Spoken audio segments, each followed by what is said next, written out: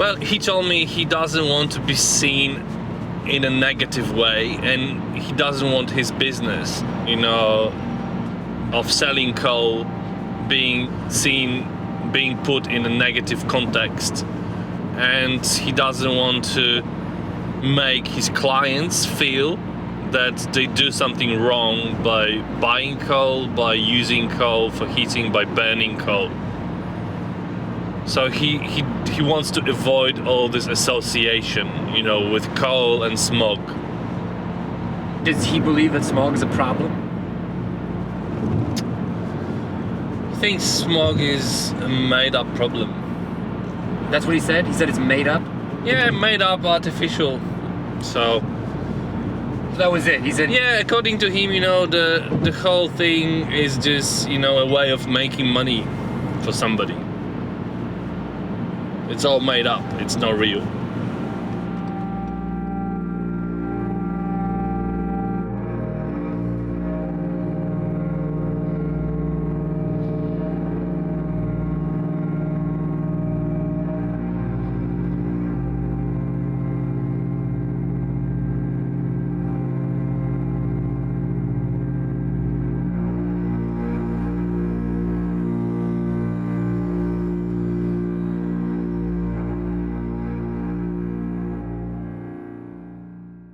Yeah, so it's not a good day.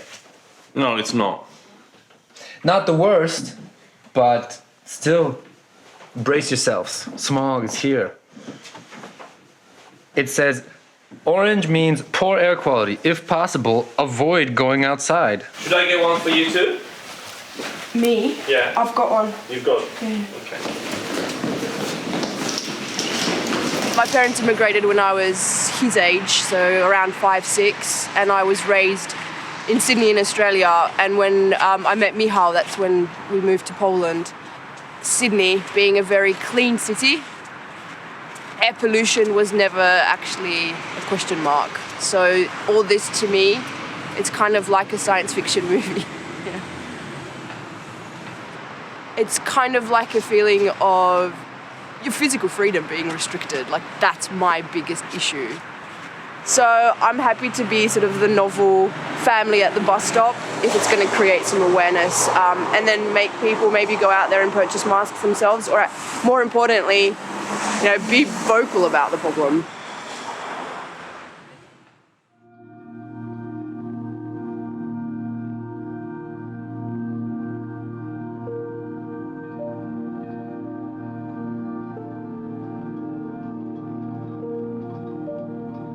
My name is Michal, and I'm a 38-year-old Polish man. I come from a small town, but I live in Warsaw now with my wife and 2 sons.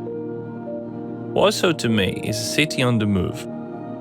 It has a fantastic energy, great people, and beautiful parks. But that's not why we moved here.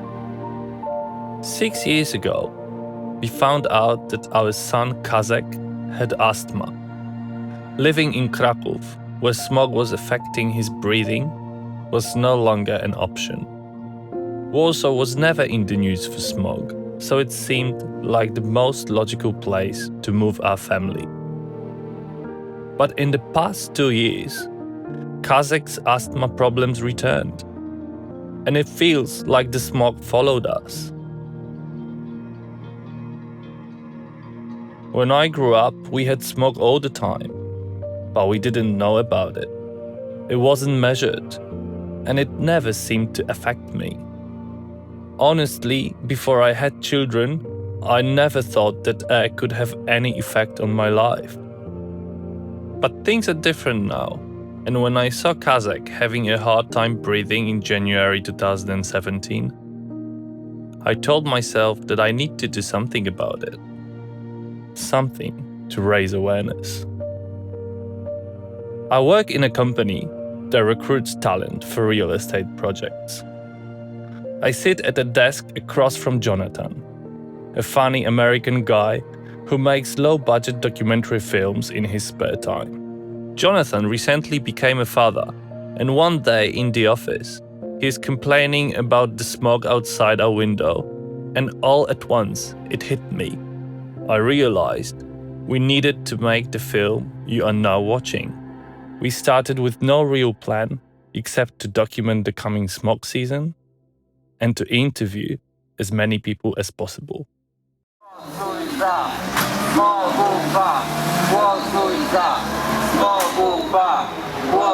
One of the first places we went was City Hall, where the regional government was voting to ban the sale of the poorest quality furnaces.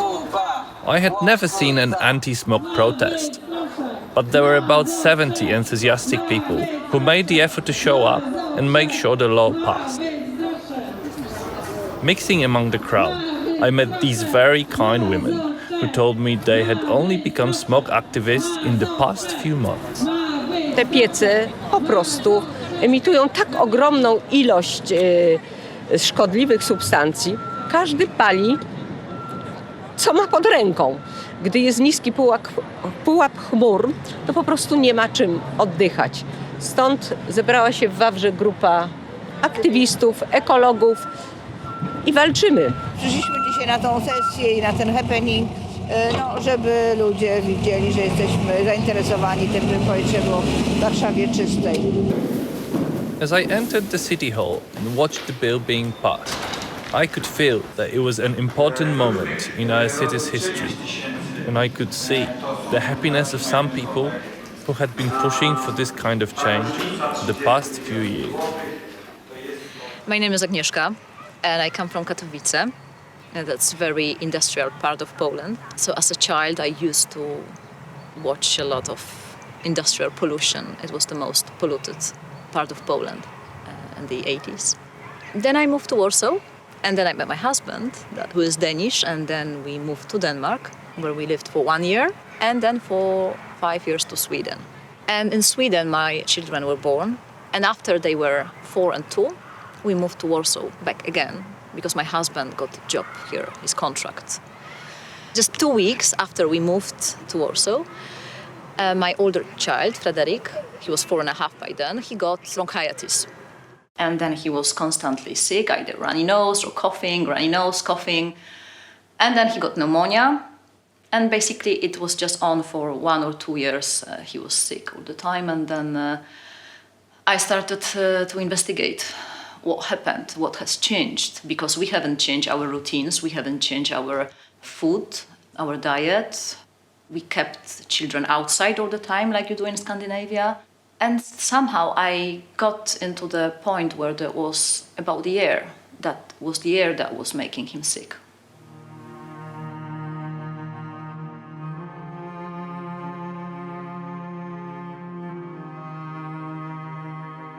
Badania z Krakowa mówią wprost. Dzieci, które oddychają nadmiarem zanieczyszczonego powietrza, głównie pył zawieszony, węglowodory aromatyczne, tlenki azotu, chorują 3-4 razy częściej. Więc może to jest odpowiedź na pytanie, dlaczego mój Jasio choruje, dlaczego moja Ania cały czas się przeziębia. 54% dzieci w Krakowie w wieku szkolnym ma alergię lub astmę. Średnia krajowa w Polsce jest 9,6. Ten pierwszy trymestr i ekspozycja na zanieczyszczenie jest kluczowy do tego, że rodzą się dzieci z niską masą urodzeniową. A my już później jako lekarze wiemy, że niska masa urodzeniowa ciąży na całym życiu, bo dzieci, które urodziły się z niską masą urodzeniową, są dziećmi podatnymi na infekcje, są dziećmi podatnymi na bardzo wiele chorób przewlekłych. No to mówimy programy prorodzinne, żeby rodzić chore dzieci, to zajmijmy się pierw powietrzem, żeby było gdzie je urodzić. Na pytanie, czy zanieczyszczenie powietrza będzie szkodzić, odpowiedź jest bardzo prosta. To tak jakby pan jadł zanieczyszczoną żywność. I think if you can smell the air, like always when I was a child, I thought that that's how winter smells. And it wasn't winter. Winter doesn't smell. It doesn't smell in Denmark. It doesn't smell in Sweden. It just smells here in Poland because people burn things. Wychodząc na zewnątrz w zimie, w styczniu, w lutym, w marcu, radio podawało, że jest tak ogromne zanieczyszczenie, a ja tego nie odczuwałam.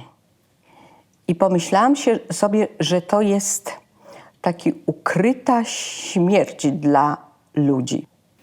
Mam małego wnuczka, który ma 3 lata i musieliśmy go trzymać w domu, bo komunikaty były takie, żeby nie wyprowadzać dzieci. Ale przecież mnóstwo ludzi wozi dzieci do szkół, do przedszkoli, do żłobków. Te dzieci muszą być na zewnątrz, a jeśli do kogoś nie dotarły takie informacje? A są ludzie, którym to w ogóle nie przeszkadza.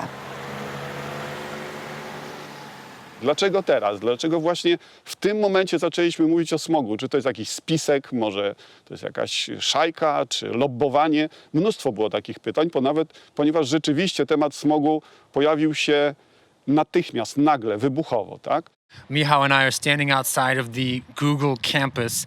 It's a new tech hub built by Google from an old vodka distillery. Supposedly tonight there's an event called the Smogathon. Smogathon is a global contest that tries to find projects that fight air pollution with innovation. So we're trying to help, reduce smog by 2% there, 5% there, 7% there. And people approach it from so many ways.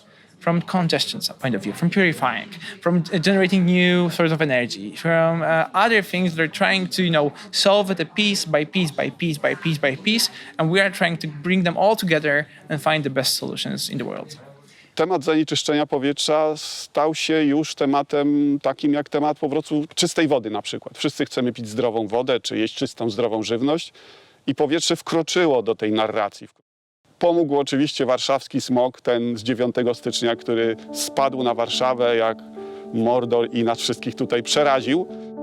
In January 2017, we had the worst smog in 12 years, since they started to measure. And the reason for it was the weather, actually. It's not the weather that polluted, but it was people that polluted, but it was air that kept it so bad. So it was an Arctic air. And that was this inversion that kept like a duvet of dirt above the city, and the air didn't have way out. And that's how it got so bad. So it was like London in 1952. Czy inwersję można przewidywać? Czy można jej zapobiegać, zanim ona się stanie? Znaczy, inwersję zdecydowanie można przewidywać. Jest bardzo łatwo przewidzieć wystąpienie inwersji. Łatwo jest przewidzieć, wydać ostrzeżenia, zasugerować jakieś zachowania ludziom. Na przykład należy ograniczyć wypuszczanie zanieczyszczeń do atmosfery. Oczywiście to nie jest łatwe, bo gwiaździsta noc wyżowa w zimie oznacza, że jest mróz i wtedy wszyscy właśnie bardzo chętnie spalą dużo więcej. Więc to jest taka pułapka niestety. W zeszłym roku w styczniu to dla mnie było takie bardzo, bardzo przykre doświadczenie, bo właściwie doświadczałam tego po raz pierwszy, bo miałam świadomość, że jest przekroczone i takie poczucie jakiejś ograniczonej wolności przez to miałam, że chociaż powinnam, to nie wychodzę, bo mam świadomość tego, że to będzie dla mnie szkodliwe.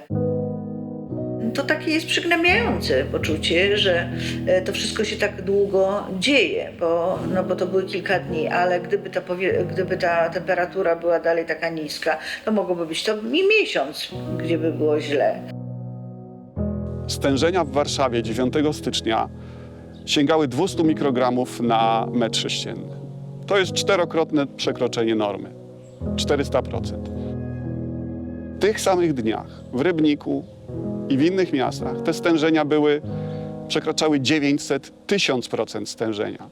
A takie stężenia warszawskie, które mieliśmy w styczniu, które zaalarmowały wreszcie społeczeństwo i władze, takie stężenia są normą na południu Polski od lat wielu. Mówimy o smogu dlatego, że smog przyszedł do Warszawy. Jest to trochę smutne, ale też pocieszające, bo dzięki temu i władze zwróciły na to uwagę, i media, i my, aktywiści, wreszcie pokazujemy ten problem i możemy powiedzieć, zobaczcie, tak to właśnie wygląda. Nawet w Warszawie, która relatywnie jest miastem o dosyć czystym powietrzu. Mówię relatywnie w porównaniu na przykład z Rybnikiem. To już nie jest temat takich, niszowych ekologów, ludzi, którzy mają obsesję na temat swojego zdrowia i jakości życia, tylko każdego, kto wychodzi na dwór i widzi po prostu szary dym dookoła siebie. To sprawia, że się zapala ta czerwona lampka. Do mnie dzwonią ludzie, którzy chcą jakoś sobie poradzić z tym problemem. Szukają rozwiązań, czyli raczej ludzie czynu, nie ludzie lęku. So it's monitors, masks and purifiers. The problem is that the products are scarce. So what happened last year is that in January everyone sold out everything. And because it was Chinese New Year, so you couldn't import anything. So people were waiting for air purifiers for 6 weeks. And for masks, like there was nothing on the market. Are you better prepared for that this year? We will see. Smog dla mnie stał się tematem bardzo osobistym. Zaczęłam od takiego ogólnego zainteresowania. Nagle zorientowałam się, zaczęłam używać laser EGA w domu. Zorientowałam się, że my mamy straszny problem z powietrzem w domu. Pewnego wieczora poszłam na górę do pokoju dzieci i zobaczyłam, że w ich pokoju, jak kładę je spać, jest PM2,5 w poziomie 100. Norma to jest 25. PM2,5 to są te najmniejsze kuleczki, te cząsteczki, które przychodzą bezpośrednio do krwi. Dla małych dzieci szczególnie szkodliwe, dlatego że małe dzieci oddychają szybciej, mają więcej w stosunku do powierzchni i wagi ciała. Głównym motywatorem było tak naprawdę troska o przyszłość mojej rodziny, bo mieszkamy na Pradze, tam jest zanieczyszczenia powietrza jest dosyć znaczne i nawet poruszając się do parku czy idąc do szkoły, do przedszkola, musimy przechodzić koło ruchliwych ulic. Moja żona była w ciąży i widziałem informacje, które każdy może otrzymać, a miasto miało wtedy kampanię, nie wiem czy pamiętacie, ale to była Zielona Stolica Europy. I to było absurdalne. No, miasto chciało starać się o nagrodę Zielonej Stolicy Europy, kiedy my przekroczenia mieliśmy olbrzymie. W Warszawie władza nie chciała się przyznać do tego, że ma problem smogu w ogóle. I tak naprawdę dopiero teraz po 3 latach działalności widzimy, że problem jest komunikowany, dostrzegany i przynajmniej, tak jak mówię, w warstwie deklaratywnej jakoś tam zaopiekowany. Przede wszystkim władze powinny coś robić. My po prostu mamy dość tego, że władze mówią, że się nic nie da zrobić, że trzeba czekać, że to jeszcze zajmie wiele lat. No są sprawy, które trzeba załatwić tu i teraz i my mówimy o tym głośno i pokazujemy, co tak naprawdę trzeba zrobić w pierwszej kolejności. Pokazaliśmy mapę warszawskich kopciuchów, to jest mapa wszystkich piecy na węgiel, bo okazuje się, że to jest nie do wiary, ale w 2018 roku w stolicy europejskiego kraju pali się węglem, żeby ogrzać dom. 1900 miejskich lokali jest opalanych węglem. To jest w ogóle nie do wiary. Ja mieszkam na Pradze Północ, to jest dzielnica, w której jest bardzo dużo takich lokali. Mam małe dzieci, codziennie jak idę do żłobka, widzę ten dym, który leci z kominów tam. I wiem, że to nie jest kwestia, że komuś się podoba, że sobie pali w kominku. To jest dlatego, że ci mieszkańcy nie mają innego źródła ogrzewania. Oni muszą się ogrzać piecem na węgiel, bo miasto nie zapewniło im innego źródła ogrzewania. I stąd leci ten dym i to wszystko nas truje.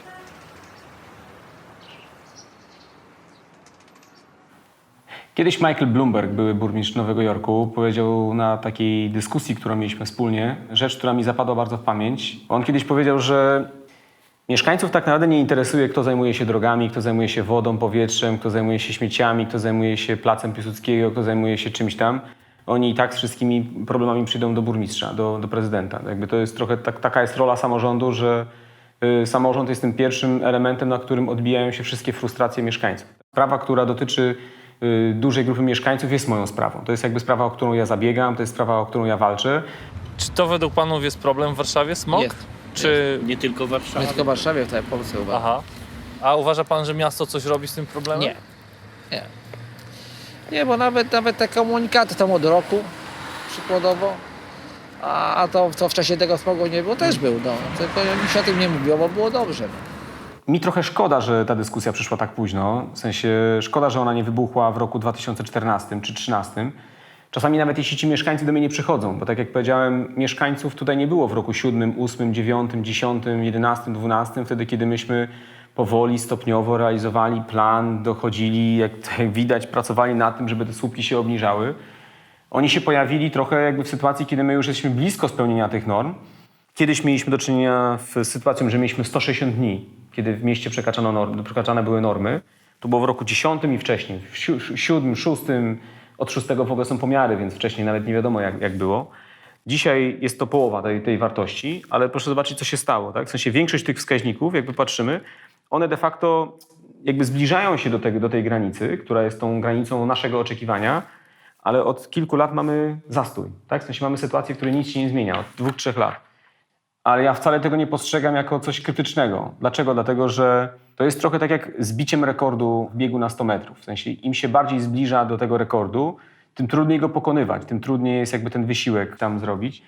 Temat jakości powietrza wystąpił dopiero w tym roku, to żeby było jasne. Jakby to jest znamienne, że mimo tego, że te wszystkie parametry spadają, ale rośnie nasza świadomość.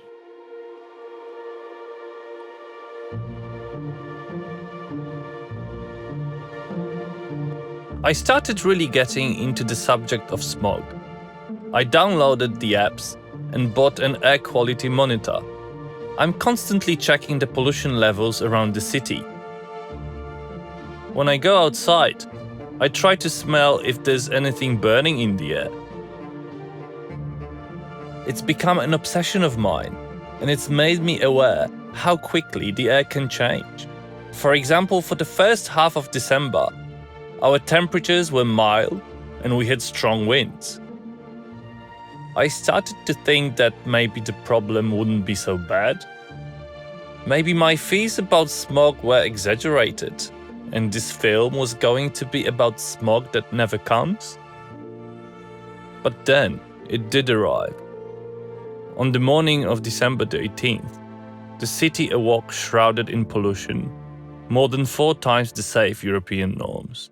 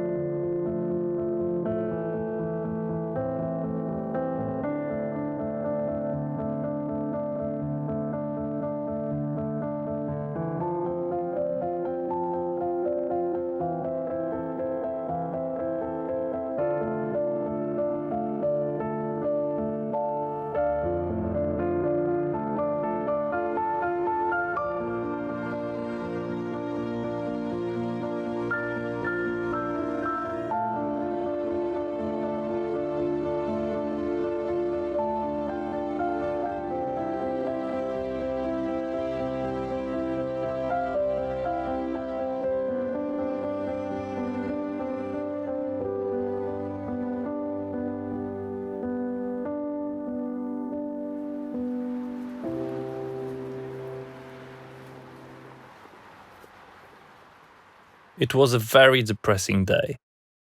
My son had to take his puffer for a few days after that. In moments like these, I try to hold on to the thought that there are people in this country who are working to bring change. Some of them have very unlikely backgrounds.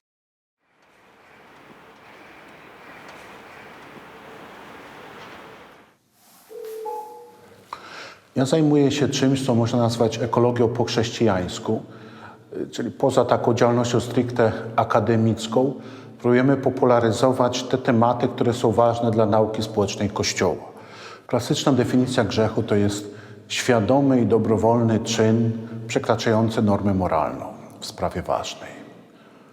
Jeżeli to jest świadome i dobrowolne, jeżeli przez to generują toksyny, które zatruwają bliźnich, jest to grzech.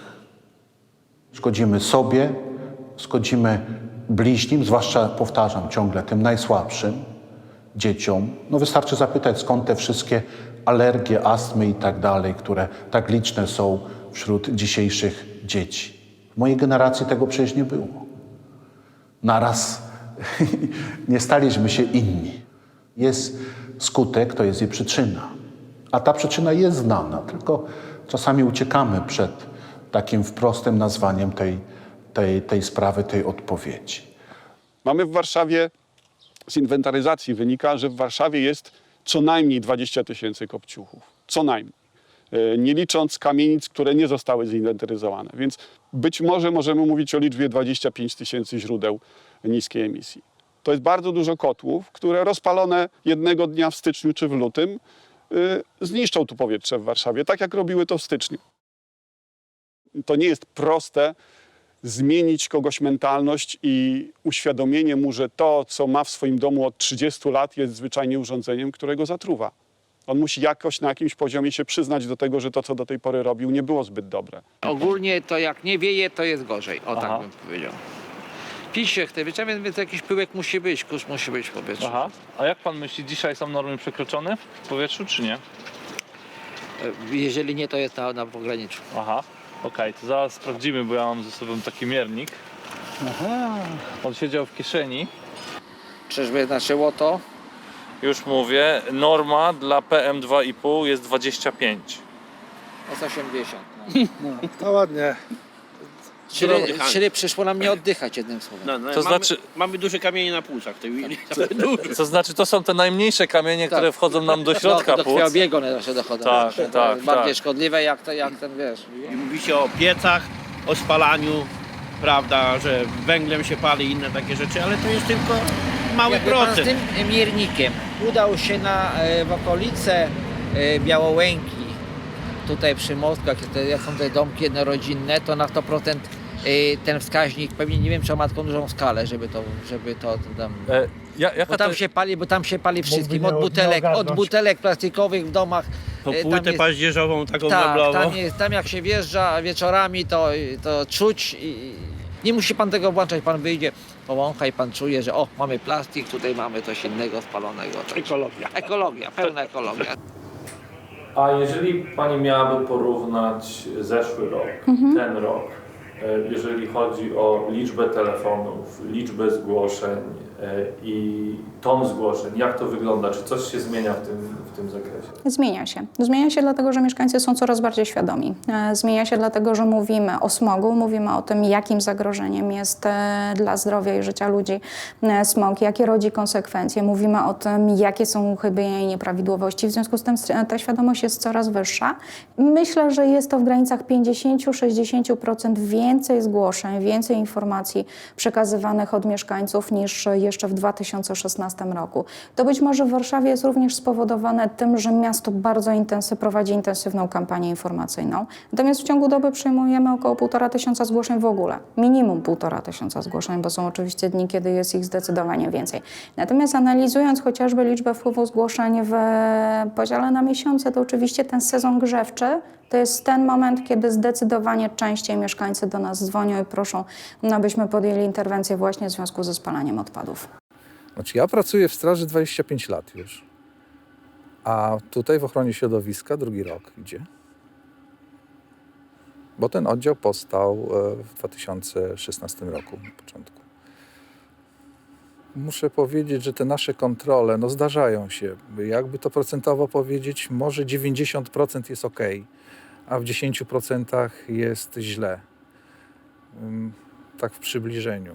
Robimy dużo tych kontroli. Na początku może było to gorzej. Teraz jak gdyby społeczeństwo wie, że jeździmy, że robimy te kontrole. I starają się przystosować, tak? Na początku spotykaliśmy się z takimi sytuacjami, że przy tych piecach i w piecach znajdowaliśmy naprawdę różne rzeczy. Kawałki opon, resztki mebli, drewniane okna pomalowane, jakieś płyty pilśniowe, oleje zużyte, plastiki. Wszystko do pieca można wszystko włożyć i wszystko spalić, tak? Myślę, że kiedyś było jeszcze gorzej, tak? Tylko nie było tych kontroli, nie sprawdzaliśmy, nie były robione te pomiary. Te pomiary od niedawna są robione, od paru lat. Gdzie się znajdujemy w tej chwili? Na Białołęce. Wynik w tej chwili to nie za ciekawie, mamy dosyć wysokie przekroczenia. Mamy 229 mg na metr sześcienny. Jaka jest norma polska? Normy to są około 20 do 40 jest w miarę. Tak, zajrzeliśmy do pieca, mamy tam spalane czyste drzewo i węgiel, także jest wszystko w porządku. Do tego prowadzona jest segregacja śmieci, mamy pojemnik, deklaracja jest złożona do miasta. Wszystko w porządku? Wszystko jest w porządku. Dlaczego jest 5-krotnie normy, jeżeli wszystko jest w porządku? Czy jest za dużo węgiel w tym okolicy? Tak, dokładnie. To, że jest zapylenie duże, to świadczy o tym, że w okolicy dużo jest domów, które spalają właśnie węgiel i drzewo. To jest największy powód tego. To niekoniecznie muszą być śmieci, tak? Bo i z węgla, i z drzewa też będziemy mieli PM10 i PM2,5. Szczególnie w Polsce, gdzie ten problem zanieczyszczenia powietrza jest naprawdę duży, sprawdzanie, czy palimy złym paliwem, czy trochę lepszym paliwem, nie jest w ogóle rozwiązaniem problemu. Głównym problemem jest ogrzewanie węglem i drewnem i to trzeba sobie powiedzieć. Śmieci są toksycznym dodatkiem, taką papryczką chili do potrawy, ale rozpalanie kominków, aby zaoszczędzić parę złotych na gazie, to jest problem, bo kominki nie spełniają norm, pyły się unoszą i szkodzą wszystkim w otoczeniu, również domownikom, którzy siedzą przy tym kominku. No co mamy zrobić? Co my możemy zrobić? Musimy zmienić rodzaj ogrzewania, czyli nie spalamy węgla, powinniśmy mieć gaz albo ogrzewanie miejskie. Jakie historie tutaj były.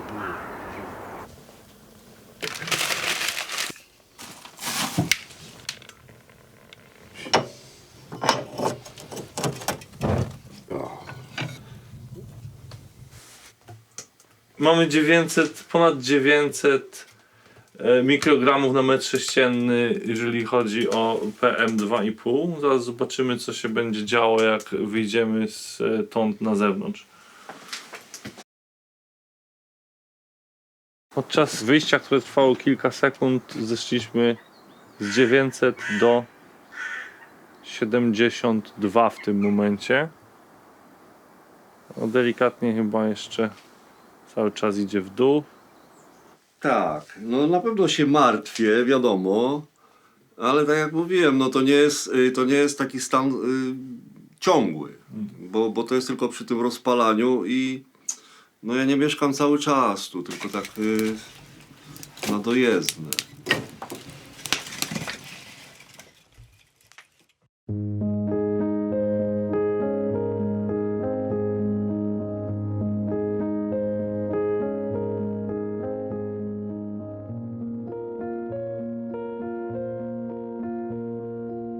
Following the hellish morning of December the 18th, we had a few weeks of strong winds, and it seemed that nature was willing to cooperate with any amount of pollution we produced. But then on January the 9th, 2018, the winds died, and we had a reminder of what we experienced 1 year before, a huge amount of smog. Fortunately, it was blown away later that day. I can say that things didn't really go worse until the end of January. The winds started to get weaker, the pressure was keeping the pollution down, and suddenly the weather was no longer on our side. The pollution started building up hour after hour. All through February, the problem of smog seemed to be constantly looming in our lives. And the more I learned, the harder it was to ignore it. Sometimes it felt disgusting to breathe. For example, on this day, February the 13th, after spending just 30 minutes outside, I had a headache, my eyes were burning, and I felt tightness in my lungs. Obviously, I blamed the smog, because I knew what was in the air that day.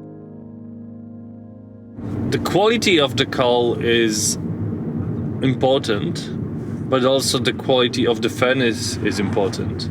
So these two elements, have to go together to result in, less dirty burning of coal. But it still will be more dirty than using gas or electricity. So I think, the ultimate goal would be just to say goodbye to coal. No ale jakby wprowadzili jakieś zakazy, to też musieliby jakieś alternatywy dać. No bo co, proszę nie palić w piecu i co? I mam zamarznąć na przykład? No a może tam wiele osób nie stać na piec jakieś, nie wiem, na ropę czy ten, no bo takie staruszki, które ma tam trochę tej emerytury i nie starcza na lekarstwa, no to nie zrobi inwestycji. produkcja była, ja już prowadzę od 35 lat i oni wszyscy się tutaj przyjeżdżają i mają wymagania takie, jakie sobie wymarzyli. Czyli ktoś tutaj jakby przychodzi i mówi przestań palić węglem? Dobrze to rozumiem? No niezupełnie tak, po prostu bierze za telefon, dzwoni na straż miejską, na policję, przyjeżdża straż, która generalnie znają problem, patrzą czym ja palę, patrzą jaka jest sytuacja, przepraszają, ale mówią, że muszą przyjechać i sprawdzić. I oni podają to, że jest tak, bo zarzuty, że śmieciami jest spalone, że czymś tam, bo większość ogląda telewizję i słyszy, że się pali śmieciami, tak, plastikami. Jeśli ja używam, tak jak wspomniałem, 120 ton węgla, to jaka ilość śmieci by mi mogła coś zmienić sytuację? Ja używam najlepszy węgiel, jaki można kupić na rynku. Po prostu w miarę doświadczenia doszedłem do tego, że dla mnie to się najbardziej opłaca. Ja nie mam warunku, żeby przywozić tych samochodów 10, tylko wolę 4.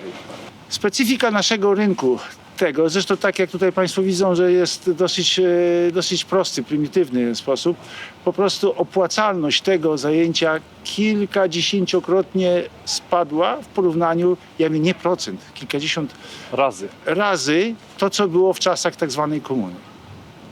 Przy podobnej relacji cen węgiel kosztował w czasach słusznie minionych czasów, kosztował 500 zł. Teraz też również 500 zł. Kwiatek sprzedawało się za 100 zł. Także absolutnie nie ma mowy, żeby przejść na ogrzewanie gazowe czy jakieś inne, bo i tak w tej chwili ekonomicznie trudno jest to spiąć. Bardzo trudno. To jest jeden z aspektów. Inny aspekt, to Państwo wiecie, że na przykład w miejscach, gdzie nie ma tego typu żadnych przemysłowych, jest potężne zapalenie. Samochody, nasze prawo, nasze państwo stymuluje wyrzucanie filtrów cząstek stałych.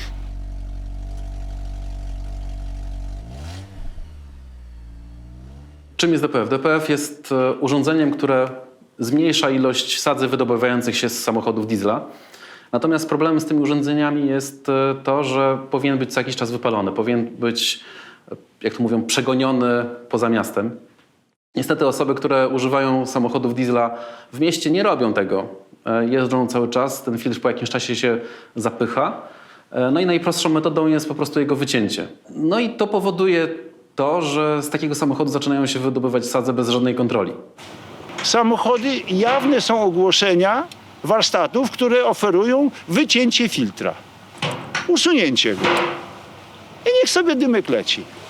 Przecież to jest działanie kryminalne i to przecież nikomu to nie przeszkadza.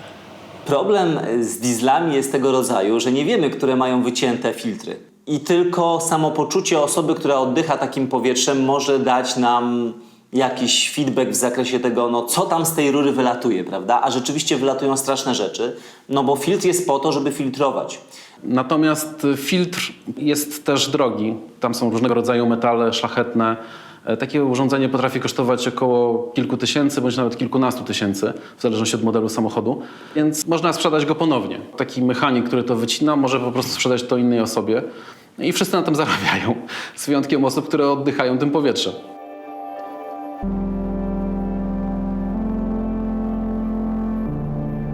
Wiadomo, że jeżeli miasto jest duże, a atrakcje miasta koncentrują się w śródmieściu, to trzeba tam jakoś dojechać.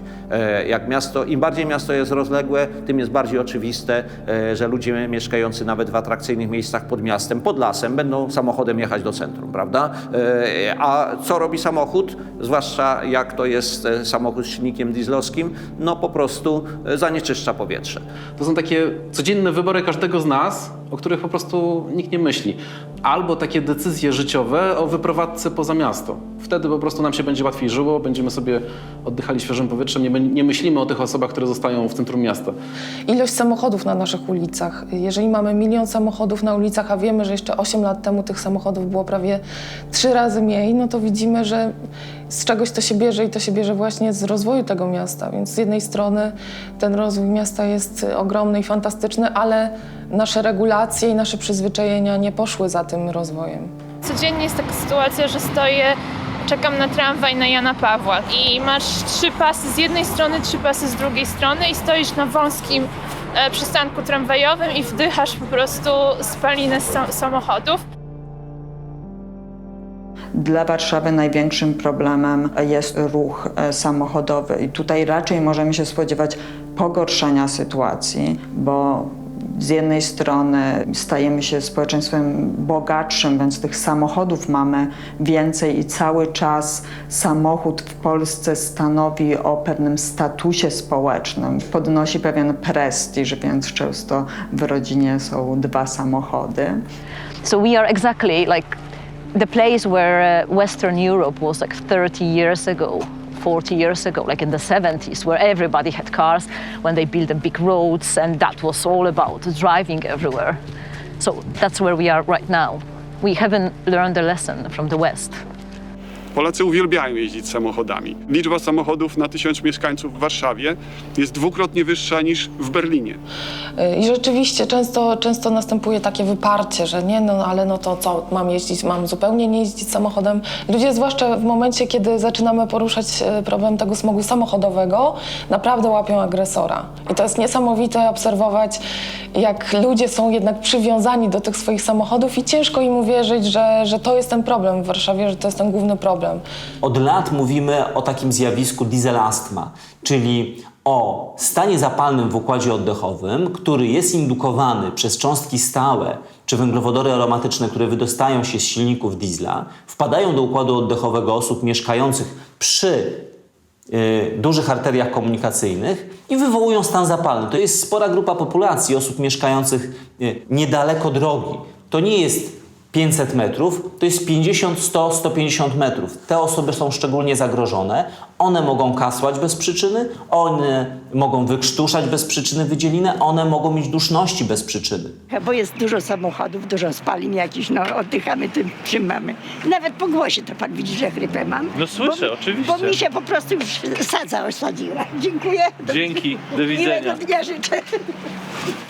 Z drugiej strony, przez to, że ten problem jest szybciej rozwiązywany na zachodzie Europy i wchodzą coraz bardziej restrykcyjne regulacje dotyczące w szczególności diesli, więc spodziewamy się, że stare diesle, które na zachodzie Europy nie będą mogły jeździć ze względu na niespełnianie norm środowiskowych, one będą importowane do Polski, będą tańsze dużo, więc coraz więcej ludzi będzie sobie mogło na nie pozwolić. 1/3 ruchu samochodowego generowana w centrum to powodowana jest osobami, które szukają miejsca parkingowego. Także widzimy nawet tutaj w centrum, jak zakorkowane są nasze ulice, jak są zawalone samochodami. Tak to nawet widać tutaj na ulicy, na której mieszkam. Tak naprawdę ciężko znaleźć miejsce do parkowania. A co miasto robi? Miasto postanowiło wydać 200 milionów na nowe parkingi podziemne w Śródmieściu, które zachęcą więcej osób do przyjeżdżania do miasta. Często bywa tak, że taka osoba mieszkająca bardzo, bardzo długo nad taką arterią komunikacyjną trafia do nas już nie z astmą, ale z przewlekłą obturacyjną chorobą płuc, która jest chorobą nieodwracalną, która jest chorobą śmiertelną, która skraca życie pacjentów o 10-15 lat. Nie musi tak być. Do mnie trafiali do szpitala młodzi ludzie, którzy nie bacząc na alarmy smogowe, codziennie biegali. Tylko potem trafili do mnie z zaburzeniami rytmu serca, mając zdrowe, jak przysłowiowy dzwon serce. Nigdy nie mieli żadnych chorób. Trafili z zaburzeniami rytmu serca, które trwały ze 3 dni, zanim się udało to opanować. Ci młodzi ludzie myśleli, mnie to nie dotyczy. To jest oczywiście przykład, że od pewnej dawki to nawet młody, zdrowy człowiek jest narażony. Każdy choruje jak umie.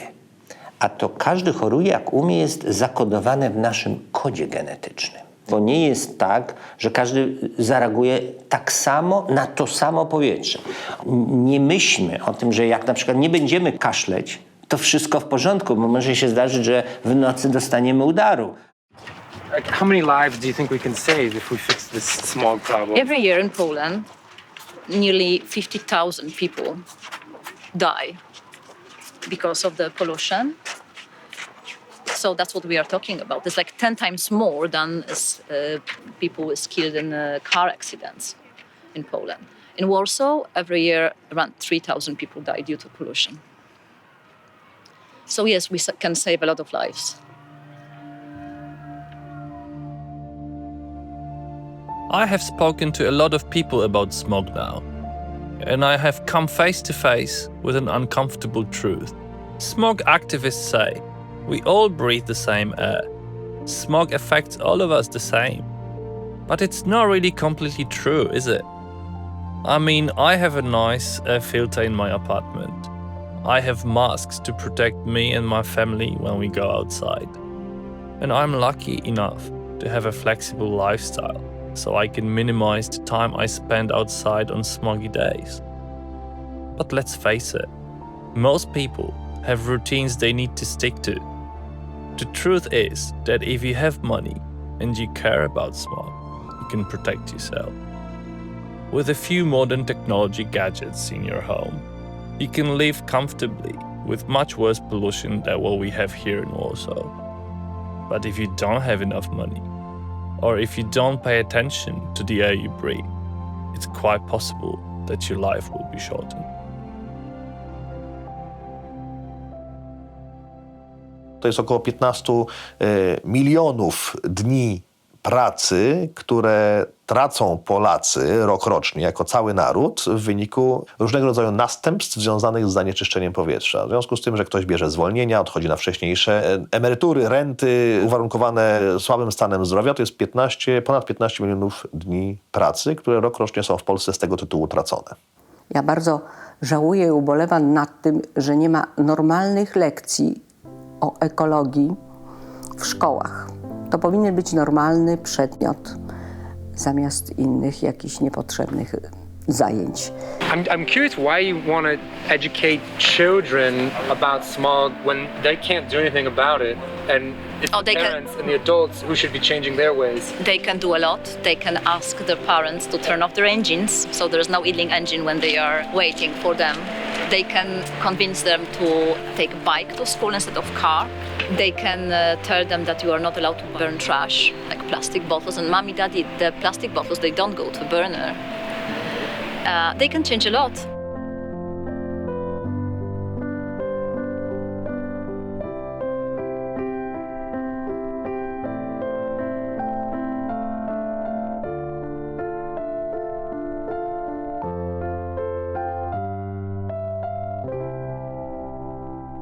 We have something like a national or a regional background, which is not dependent on the situation in Warsaw. So today, even if we switch off all the cars, all the individual houses that emits anything to the air, we will not achieve the level of 10 micrograms per cubic meter because there will be other pollutants which will come over Warsaw from other regions, from the suburban areas, from generally the national territory. So that's why it is not possible to achieve the goal in Warsaw without solving the problem in the whole country.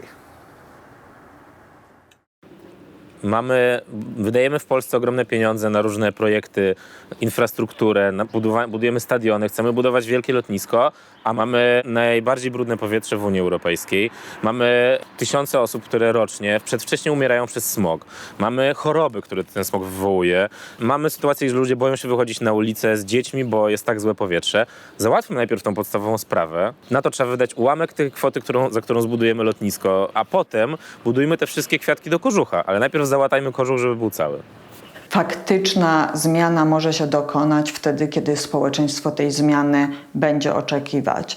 Władze, politycy będą musieli podjąć dużo bardziej konkretne działania niż te działania takie trochę pozorowane, pokazujące, że coś się dzieje, ale ta zmiana jest daleko niewystarczająca.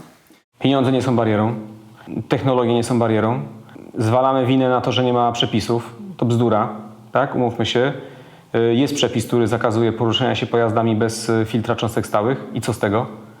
To jest trochę tak, że ja nie potrafię zrozumieć takiego relatywizowania sobie sytuacji, w której mieszkaniec X potrafi wrzucić do pieca butelkę i powiedzieć sobie, to jest jedna butelka. Co tam to zaszkodzi środowisku? To jest tylko jedna butelka. I niestety jest taka świadomość, w sensie, że co to szkodzi? Moim zdaniem największą barierą jest brak wiedzy i teraz on szkodzi w jedną i w drugą stronę, tak? Żeby było jasne, w sensie to jest tak, że jakby brak wiedzy powoduje, czy niska wiedza na temat problemu powoduje, że niektórzy ten problem bagatelizują, a niektórzy niestety panikują. Jeśli chcemy mieć czyste powietrze w naszych miastach, my musimy konsekwentnie podnosić standardy i swoje oczekiwania wobec własnego siebie. Ograniczać zbędny transport, ograniczać spalanie wtedy, kiedy go nie potrzebujemy indywidualnie, korzystać z wysokowydajnych systemów itd., itd. Ten plan jest naprawdę prosty, ale nie oczekujmy od siebie, że w sytuacji, kiedy wiemy, że jutro będzie smog, to my będziemy mogli coś z tym zrobić. Nie możemy nic zrobić, niestety. To jest praca na lata. You know, at the end, it's about your personal health, so it's your personal decisions and views, of course. But I think it's good to make those decisions of, let's say, ignoring smog with some background knowledge on that. So then it's more conscious. It's more conscious decision. Okay, I accept that I will live shorter. Gdybyśmy rozmawiali 24 miesiące temu, w życiu nie przypuszczałbym, że będziemy w tym miejscu. Mamy 7 województw, w których będą uchwały antysmogowe. Mamy regulacje, w których kopciuchów nie będzie w Polsce. 2 lata temu nie spodziewałbym się tego. Rok temu bardzo wiele tych przepisów, bardzo wiele tej świadomości, której jeszcze nie było. Przecież w tej chwili już dzisiaj widzę alarmowe sytuacje w Warszawie. Więc ja widzę taki dosyć szybki proces wzrostu świadomości społecznej, również może powolniejszy wzrost świadomości u władz, które powoli zaczynają z tym problemem walczyć, więc to daje mi też i siłę, i nadzieję.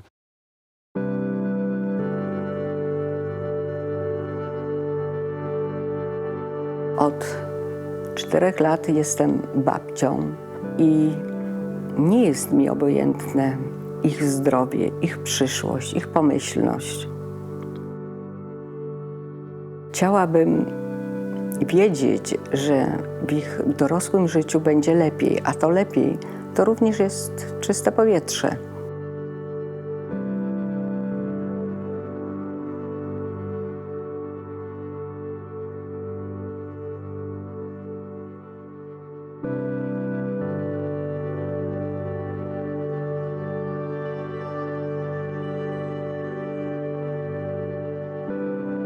It's the beginning of March, and it feels like everybody is talking about smog.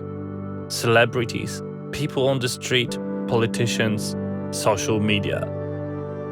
But I can't help but feel like I've seen this movie before. The spring begins, the sun comes out, and we all forget about smog for a few months until it comes back again. Will our country solve this problem? I really don't know. My dream is that Poland in 10 or 20 years is completely free from smog. It becomes a country where people feel responsible for the environment and take actions to protect it. No fossil fuels are burned to heat houses. Driving becomes cleaner and less necessary than today. We live longer and healthier lives. And children suffer less often from pollution-related diseases. But before that day comes, we need to start asking ourselves how we can help the situation today. Because our life is here and now. Because we want to breathe, work, go to school and have a normal life. And not only when the wind blows.